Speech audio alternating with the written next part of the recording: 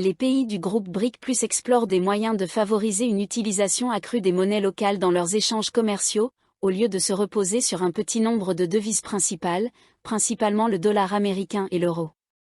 Lors de leur 16e sommet en octobre 2024, le Forum de coopération réunissant 9 grandes économies émergentes, le Brésil, la Chine, l'Égypte, l'Éthiopie, l'Inde, l'Iran, la Fédération de Russie, l'Afrique du Sud et les Émirats arabes unis, a réaffirmé cette volonté.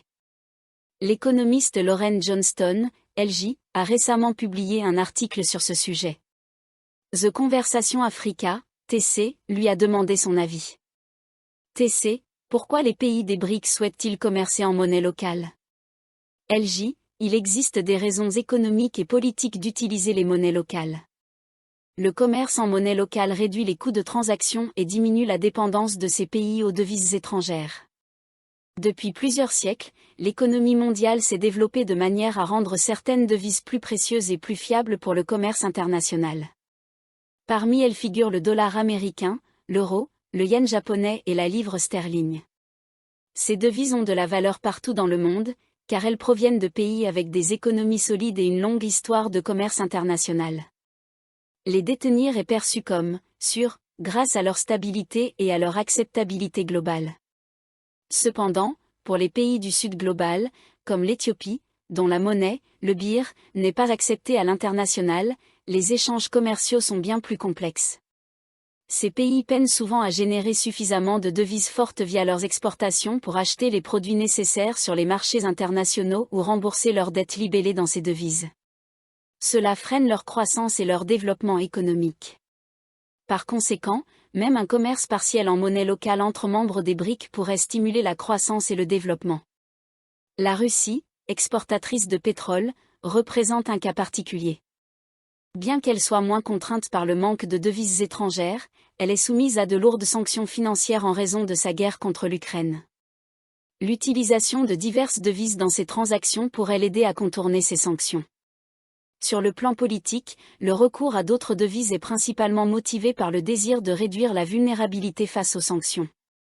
L'un des principaux outils pour appliquer des sanctions est le système de paiement international SWIFT, Society for Worldwide Interbank Financial Télécommunications, basé en Belgique depuis sa création en 1973. SWIFT permet des communications sécurisées et standardisées entre institutions financières pour les paiements internationaux. Être exclu de SWIFT peut perturber le commerce international et isoler économiquement un pays, comme cela a été le cas pour l'Iran, la Russie et la Corée du Nord. Le risque d'exclusion de SWIFT incite à développer de nouveaux systèmes de paiement moins dépendants des devises des pays qui contrôlent SWIFT, comme le dollar américain, l'euro, le yen et la livre sterling. TC, quels sont les défis auxquels ils devront faire face? LJ, le projet des BRICS visant à utiliser des monnaies locales rencontre plusieurs obstacles. Le problème principal est le manque de demande pour la plupart des monnaies à l'échelle internationale. Remplacer le rôle des devises dominantes est difficile. Par exemple, si l'Inde accumule des birrs éthiopiens, elle ne pourra les utiliser que dans ses échanges avec l'Éthiopie, et nulle part ailleurs. De même, si la Russie accepte que l'Inde paie son pétrole en roupies, que fera-t-elle de ces roupies? La plupart des pays cherchant des alternatives à la dépendance au dollar vendent plus qu'ils n'achètent ou sont des importateurs à faible revenu. Ils doivent donc réfléchir aux devises qu'ils accumulent via le commerce. Du côté des systèmes de paiement, des alternatives émergent. Le BRIC développe son propre système, BRIClear, auquel 160 pays se sont déjà inscrits. La Chine dispose également de son propre système, Cross-Border Interbank Payment System, qui fonctionne de manière similaire à SWIFT. Cependant, ces méthodes pourraient fragmenter davantage le système et le rendre encore plus coûteux et moins efficace. TC, le commerce en monnaie locale a-t-il été tenté ailleurs? LJ, le commerce n'est pas toujours réalisé en grandes devises occidentales. En Afrique australe, par exemple, au sein de l'Union douanière d'Afrique australe, le rang sud-africain joue un rôle relativement important dans les échanges transfrontaliers. De même, en Asie du Sud-Est, les monnaies de Singapour et de la Thaïlande rivalisent pour être dominantes dans la région. La Chine, premier exportateur et producteur mondial de biens industrialisés, signe également des accords bilatéraux de swap de devises pour promouvoir l'utilisation du renminbi à l'international.